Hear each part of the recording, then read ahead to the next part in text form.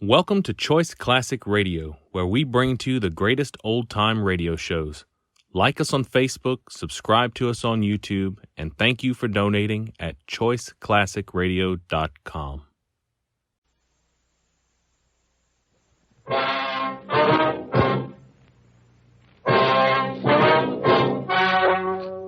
The story you are about to hear is true. The names have been changed to protect the innocent. Fatima Cigarettes, best of all king-size cigarettes, brings you Dragnet on both radio and television.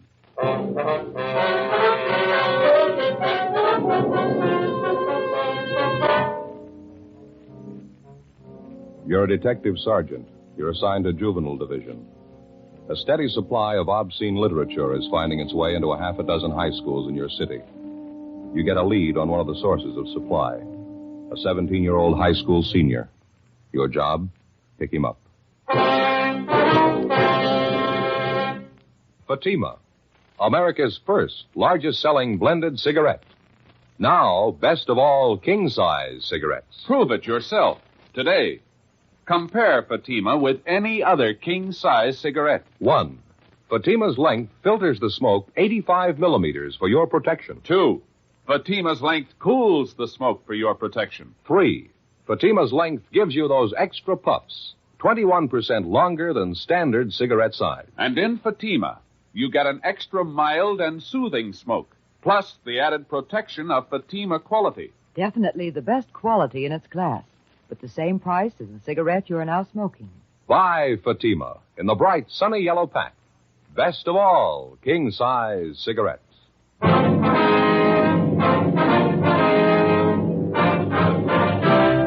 Dragnet, the documented drama of an actual crime. For the next 30 minutes, in cooperation with the Los Angeles Police Department, you will travel step by step on the side of the law through an actual case transcribed from official police files. From beginning to end, from crime to punishment, Dragnet is the story of your police force in action.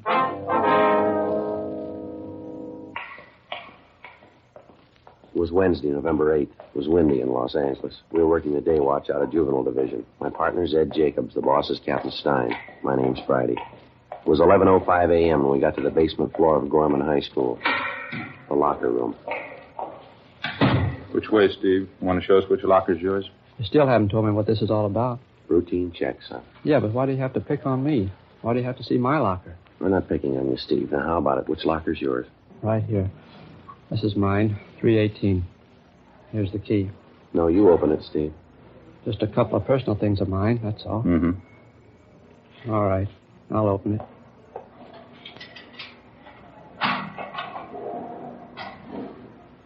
Well, there you are. See for yourself. You want to take your things out of the locker, son? You can see what's in there, can't you?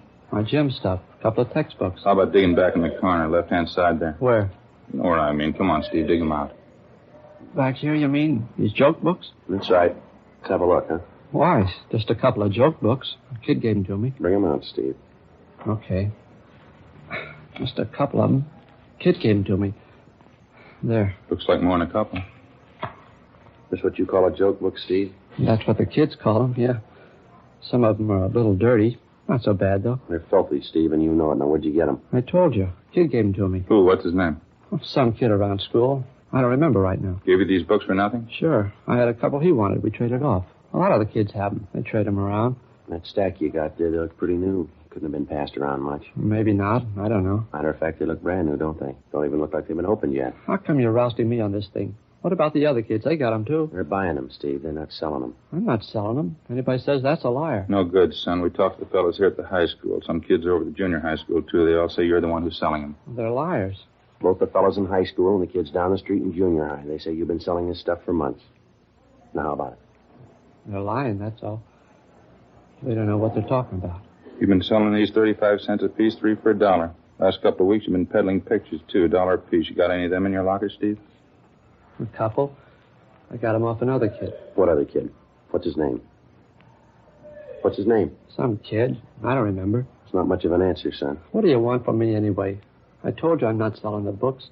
I don't care what those other goofs say. It's my word against theirs. Now, maybe you ought to get this straight, son. We're not out to get you. You're way down the line. We want the people at the top, the men who print this junk, the wholesalers, the big distributors. So why ask me?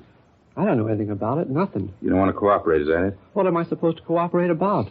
I'm not mixed up in anything. We think you are, son. We know you are. Who are you selling this for? Where do you get your supply? All you see is what's in my locker. I ain't selling. I don't have any supply. You gotta go far to prove I have. Not very far, Steve. What? From about here to your home. 11:38 a.m. After picking up his supply of obscene books and photographs to be booked later as evidence, Ed and I drove the subject, Stephen Banner, to his home approximately a mile from the high school. His apprehension and our theory that he probably kept the bulk of his supply of books and pictures at or near his home was no accident. For weeks we'd known that a steady stream of pornography was being fed into a half a dozen high schools and junior high schools throughout the city. Books, photographs, pictures, and pamphlets of the worst kind. Because of embarrassment on the part of the curious teenage kids who bought this stuff, it wasn't easy to pick up a solid lead. After weeks of observation and questioning, we finally narrowed down the principal source of supply to a single teenage boy, Stephen Banner.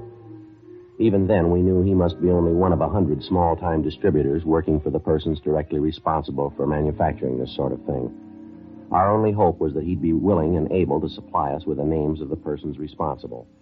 When we got to Stephen Banner's home, where he lived with his sister and brother-in-law, we searched it thoroughly, but we found nothing. Both his sister and brother-in-law were at work. We went back and started checking through the garage at the rear of the house. Joe, back here in the corner? Yeah. Have a look. Steve, you want to tell us about this? Yeah. These books here?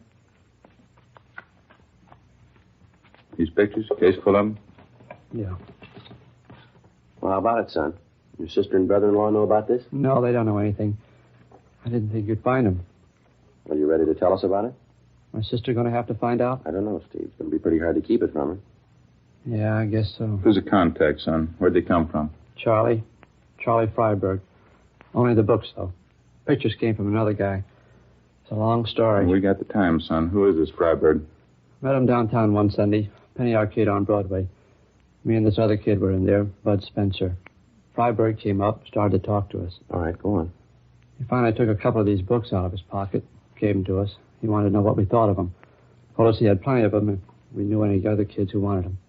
You knew you and your friend Bud were in high school? Yeah, that's right. What else, Steve? Well, that's about it. He asked me and Bud if we wanted to sell for him around school. This friend of yours, Bud Spencer, he's selling them too? Yeah. He goes to a different school, though. Both of us did pretty good with the books. Sold real fast. The pictures are even better. That's so. You say you didn't get the pictures from Freiberg. There was somebody else? A man by the name of Jack. I don't know his last name. Freiberg put us onto him, gave us an introduction, set up the deal. We got the pictures for 75 cents. Most of the time, they get us $1.50 a piece. Bud and I did pretty good. You know any other fellows working for this Freiberg, Steve? Any other kids in school? No, just Bud and me. That's all I know. It wouldn't be so bad if it was just the books. That lousy Charlie. He had to go and promote the party routine, get everybody mixed up in that. What do you mean? What's that all about? Charlie. He stays at this place out on Sepulveda. It's a motel. That's where we always contacted him. Yeah. After a couple of weeks, when we got to know him, he asked me and Bud out to this place. Said he was going to throw a party. Told us to bring our girlfriends along. Turned out we were the only ones at the party. Me and Bud and the girls and Charlie Freiberg. Party lasted pretty late. I should have been smart enough to figure it out. I wasn't. What do you mean, Steve? Figure out what? Why'd Charlie be throwing parties just for us? The first 2 times there wasn't anything wrong. We just talked, danced with the girls, drank some beer. Charlie told us to have a good time. He threw a party every Friday night. Never broke up till after 3 o'clock. How old are your girlfriends, yours and Bud's? 17. They're both 17. They've been around, though. No use kidding you. They weren't very smart, I can tell you that. None of us were, I guess. Next couple of parties, Charlie had whiskey there. Some girls drank right along with him. So did we. Freiberg served the whiskey, did he? Yeah, that's right. He loaded the drinks, kept handing the girls a lot of stuff about how he used to be a director in pictures. He had a lot of connections in Hollywood. The last party I was at, he said he was going to get the girls' screen test. A lot of malarkey like that. Mm-hmm. What else, Steve? I don't know. I had a beef with Charlie about it. I walked out. I haven't been back since. Does he still throw these Friday night parties, do you know? Maybe. I don't know. There were 3 or 4 after the last one I walked out on. Them girls think Charlie's just great. got so I can't stand the guy. How about the parties you didn't show up for, Steve? You get a rundown on them? Well, I heard a couple of things, yeah. Sure glad I wasn't there. How do you mean? Dumb girls. Never fails. The oldest line in the world. They still go for it. What's that? Tell them you're going to get them in the movies. We continued questioning the subject, 17-year-old Stephen Banner. He gave us a full description of the man who'd been selling him the books, Charles Freiberg, and also a description of the man known as Jack, the one who'd been supplying him with pictures and photographs.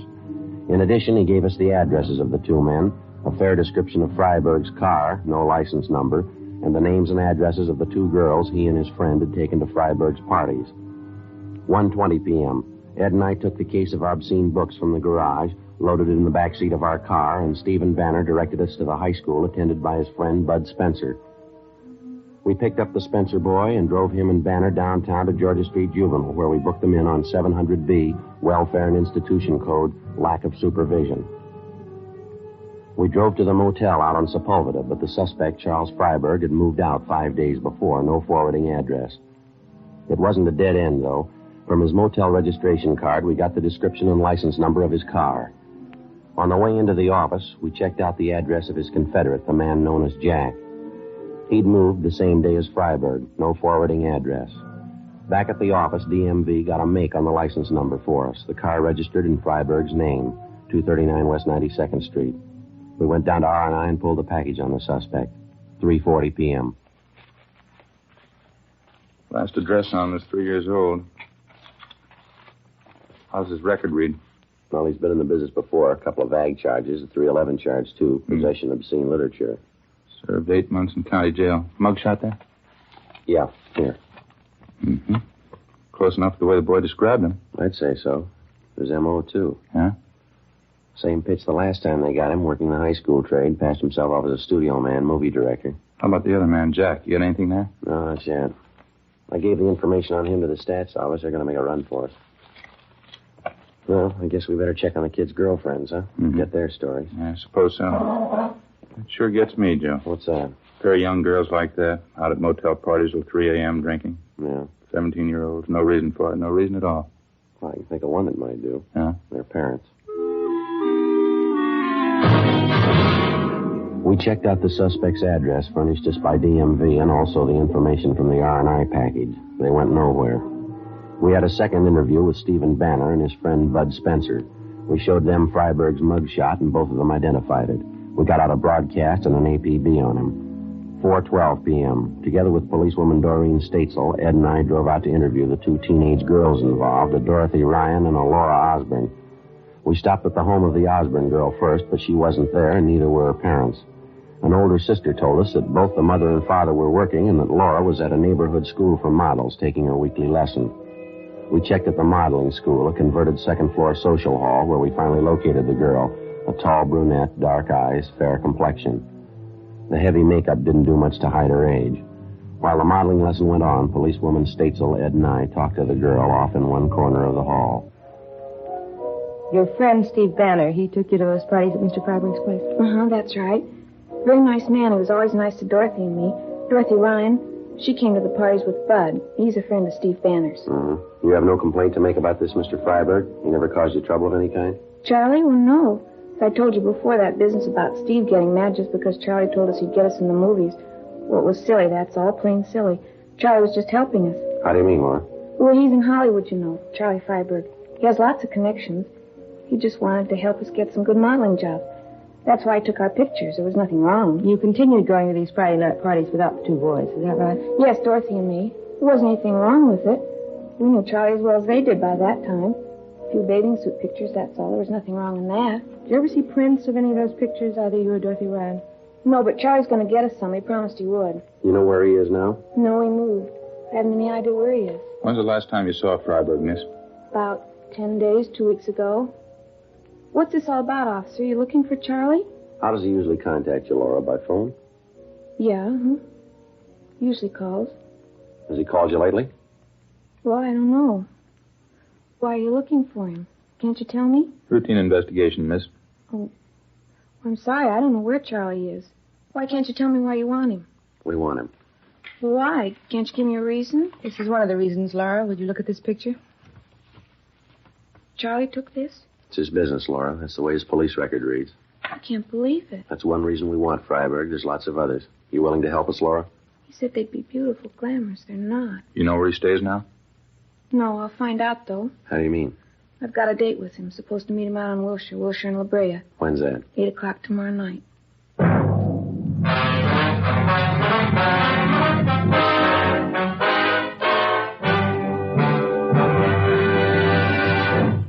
You are listening to Dragnet, authentic stories of your police force in action. Compare Fatima with any other king-size cigarette. 1. Fatima's length filters the smoke 85 millimeters for your protection. 2. Fatima's length cools the smoke for your protection. 3. Fatima's length gives you those extra puffs, 21% longer than standard cigarette size. And in Fatima, you get an extra mild and soothing smoke, plus the added protection of Fatima quality. To show our confidence in Fatima, we make this money-back guarantee to every king-size cigarette smoker. Buy a pack of Fatimas. Enjoy Fatima quality, extra mildness, and superbly blended tobaccos. If you're not convinced Fatima is better than the king-size cigarette you're now smoking, just return the pack and the unsmoked Fatimas before August 1st, 1952, and we'll give you your money back plus postage.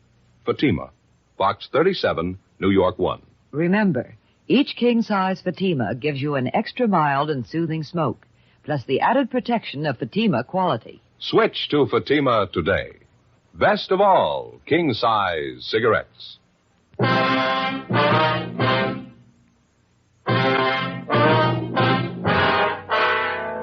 November 8th, Wednesday, 5:30 p.m. After our interview with 17-year-old Laura Osborne, policewoman Doreen Statesel, Ed, and I drove to the home of Laura's girlfriend, Dorothy Ryan, who was also present at the motel parties given by the suspect, Charles Freiberg. Her story of what had happened was essentially the same as the one we got from the Osborne girl. That night, we met with the parents of both girls. They were well-meaning and cooperative. They admitted their mistake. It was the same old story of lack of supervision and very little home life. The parents told us that they had no idea of what had been going on or the late hours that their teenage girls had been keeping. Besides promising closer supervision of the girls, they told us they would notify us immediately if the suspect Freiberg made any attempt to contact their daughters. 6:25 p.m. We got back to the office, put in a call to Stephen Banner's home, and notified his sister and brother-in-law that the boy was being held for further interrogation. We also notified the parents of Bud Spencer. The following morning, Ed and I went across the street to the district attorney's office, presented our case, and a warrant was issued on Charles Freiberg for 702 WIC, contributing to the delinquency of a minor. At 7 o'clock that night, Ed and I staked out on a cocktail lounge near the intersection of Wilshire and La Brea, the place where the suspect had told Laura Osborne to meet him. 7:30, 7:45. We waited. Think maybe we're in business, Joe. What? Down the corner there, waiting for the signal to change. Dark suit, dark hat. Yeah, could be. Crossing over now, heading for the bar. All right, let's go.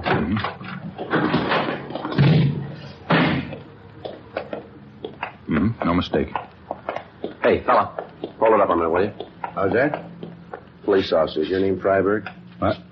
No, that's not my name. It's your identification, please. Yes, I've got my identification. Why? Can we see it, please? Why, what do you want? Your identification. What for? I haven't done anything. Let's go, mister.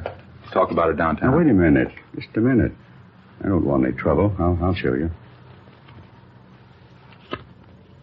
There. Driver's license. The rest of my stuff. Charles Freiberg. It's an old address, isn't it? Yeah. Haven't had time to change it. Just got back in town. What's the matter, anyway? Where are you staying, Freiberg? No place. I just got back in town. I told you that. Not staying any place yet. No connections at all. Where's your car? I don't have one. I've had one for a year. I sold it. Look, how about filling me in? What do you want with me? You want to step over here, Freiberg, out of the way? All right. Just like to know what's going on, that's all. I'd like to see what you're carrying in your pockets. Take everything out, please, one pocket at a time. What is this, a shakedown? You can start with your coat pockets. All right. There. Okay? All right, now the other one. Okay? You said you don't have a car, Freiberg. No, of course not. I told you that. What are you doing with that parking ticket? We walked the suspect Freiberg 2 blocks to the parking lot listed on the claim check that he had in his coat pocket. He had black hair streaked with gray, looked to be in his mid-50s. We questioned him on the way, but he'd admit nothing. We located his car in the parking lot and searched it. In the glove compartment, besides a half a dozen photographs and small books, we found a key with a metal disc attached to it. Stamped on the disc were the words West Side Studios, number 23. Freiberg refused to identify the key. He refused to admit a thing. We walked him back to our car, and together the three of us headed out for the old West Side Studios just off Jefferson Boulevard. On the way, we tried again to question the suspect, but we got nowhere. He refused to answer even the simplest questions. One look at the West Side Studios, and you knew right away the place had seen better days. It had been fairly prominent in the early days of motion picture making, but all that was left now was 2 square blocks of broken-down scenery, 1 dilapidated sound stage, and a row of weather-beaten cottages, the tar paper peeling off the roofs. We got out of the car and started up the walk. The faded sign over the main gate read West Side Studios, founded 1920. And down in one corner, admission by pass only. The guard shack at the gate was boarded up. No sign of a night watchman. We kept walking. How come they don't keep a watchman at the gate, Freiberg? Don't they make pictures here anymore? You bet they do. The place has been going downhill for a long time. It's coming back, though. Then you do know the place, is that right? Yeah, I know it. I should know it. What do you mean by that? Nothing. You rent an office here, is that it? Freiberg? Yeah, that's right. Straight down the way there, Cottage 23. What's your job? You in some kind of movie work? Yeah, I have been for 30 years. More than 30 years. That's so? You an actor? Freiberg. Haven't you ever heard the name? I'm a producer. Oh, I see. Why don't you tell us that to start with? Oh, I don't know. Different reasons. I don't like to throw my weight around. I have a lot of connections in Hollywood, you know. That's so? In the trade 30 years. I was one of the first. You can make a lot of friends in 30 years. Yeah, I guess so. How about those books we found in your car, those pictures? How do you explain them? This studio will be back on the street in a year. I'll bet $1,000 on it. This whole block here, sound stages. I got the plans for them in my desk. That's so. You have an interest in this lot? Not exactly. Not right now, anyway. I did have an interest, though. I will again. I was one of the original owners, you know. Still haven't got an explanation. How about the books and pictures we found in your car? Oh, that? Nothing to explain, is there? Just a few gimmicks I picked up. You know a boy by the name of Stephen Banner? Banner? No, I don't think so. Why? How about Bud Spencer? You know him? No. I knew a George Spencer once. Actor. That was back in the old days, though. How about Laura Osborne, Dorothy Ryan? You know them? No, it's pretty hard to say. You know, Sergeant, over the years in this business, especially, you meet an awful lot of people. Well, these are fairly recent. You ought to remember them. They're just kids, 17-year-olds. No, afraid I don't recall the names. Soundstage Bell. We got a company over there doing some shooting tonight. Television films. They make them too fast. Trade's not like it used to be. Quality, that's what we went after. It's gone now. It's all gone. West Side will do it again, though. You can bet on that. We're coming back. Look, how about leveling, Freiberg? You know why we picked you up. You know why we're out here. Just it. I don't know why. Oh, say, look across the road. That's set over there. The old greenhouse there, it's a colonial mansion. Weather's faded the colors a little. Typical old southern estate now, you know. We shot some beautiful footage there. Picture's a classic in its own right. Maybe you remember it. Moonlight Magnolias. They changed the title later. Love in the Moonlight. Beautiful thing. You ever see it? No, I don't think so. I couldn't tell you how many beauties we turned out that year. I was a young fellow then. Song and strife, moonlight magnolias, little orphan girl, sweetheart of the campus. That's your cottage there, Mr. Freiberg? What's that? Just down the way there, number 23? Oh, yeah. Completely forgot about it. I hope you'll excuse the way it looks. I haven't been able to find good accommodations in town. I've been staying at the office. We have a little couch there. I sleep on that. We have a hot plate, too. Good enough to boil the coffee in the morning. Mm-hmm. How come you couldn't find space in town? The hotels aren't that rushed, are they? Well, the ones I'm used to staying at, yes. I'd just soon camp here at the studio than stay at one of those places downtown. Say, wouldn't you like to see the rest of the lot? Pretty interesting if you've never seen a real movie lot. I mean a high-class one. We've seen them, Mr. Freiberg. We'd like to check your office. Oh, all right. This is it. Cottages need a good coat of paint, of course. It'll all be done pretty soon. West Side is going to come back strong. You can bet on that. Yeah, I guess so. Uh-oh. Watch it on that first step there. It's loose. Have to call maintenance and get that fixed. Yeah, it's all right.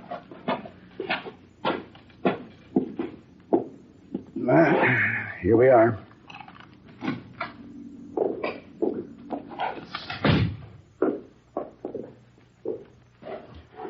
Well, as you can see, the office isn't very much. What is it you wanted, gentlemen? You want to check that cabinet there, Ed? I'll take a look through these cases over here. Okay.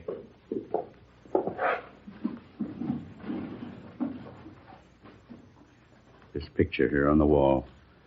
That's the cast and the production staff of my first film. Here's the other one. Me and R.Z. Bernard. He autographed the picture for me, Bernard himself. Those were the days, all right. Quality. That's what we went after in pictures, real quality. Not like today. Gone. The good days. Fine pictures. It's gone. All gone. How about it, Freiberg? These cases of books here and these photographs. Not my fault, believe me. I had to make a living. I had to make money. How do you think it feels to get cheap like that? I used to be young. I was big. I was talent. I made big pictures. How do you think it feels to get cheap all of a sudden? Cheap enough to do this kind of thing? Nobody forced you. It was your choice, mister. It wasn't my choice. You're wrong. All I want to do is make pictures. There isn't a chance anymore, not like the old days. You need hundreds of thousands, millions. It's gone. It's all gone. Had to eat. Had to put clothes on my back. You admit you're responsible for this? Books, pictures? You're working in the high school trade, kids like Steve Banner, Bud Spencer? After 1935, I couldn't get a job. I didn't want this. I had to do it. I'm ashamed. Who wouldn't be? I had to eat. It was the only way. I had to live. There's honest jobs to be had. How about this man named Jack? He was in with me. He was my cameraman back in the old days. You can't blame him either. He had to live, too. You willing to come downtown with us? Give us a statement? Yes, all right. All right, anything. How about the parties, the two girls, Laura Osborne, Dorothy Ryan? I took some pictures, that's all. I didn't harm them. Nothing anyway. You had it wrong, Freiberg. You know that. Yeah, I know. But just to have the kids there, they made you remember the days in your life. Best days in anybody's life. That's so? When you used to have money. When you used to be young. The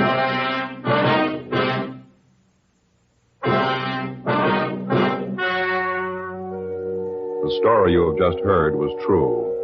The names were changed to protect the innocent. On January 29th, trial was held in Superior Court, Department 87, City and County of Los Angeles, State of California. In a moment, the results of that trial.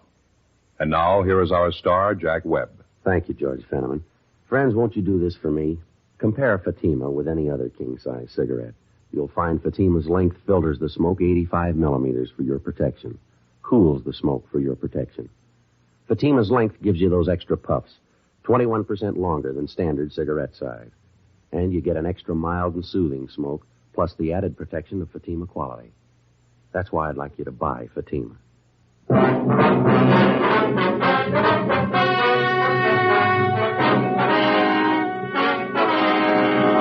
The suspects, Charles Zeman Freiberg and his accomplice, Jack L. Lavery, were tried and convicted on 4 counts of contributing to the delinquency of minors. Both of them served full terms in the county jail. Contributing to the delinquency of minors is punishable by a fine of not more than $1,000 or by imprisonment in the county jail for 1 year, or by both fine and imprisonment.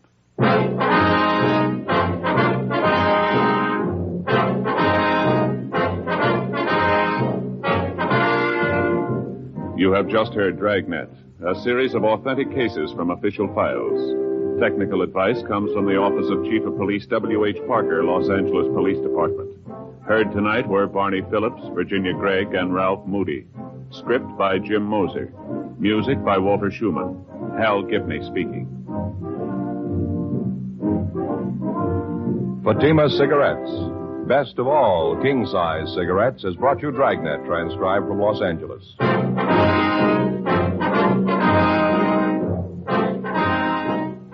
Now it's Counter Spy on NBC.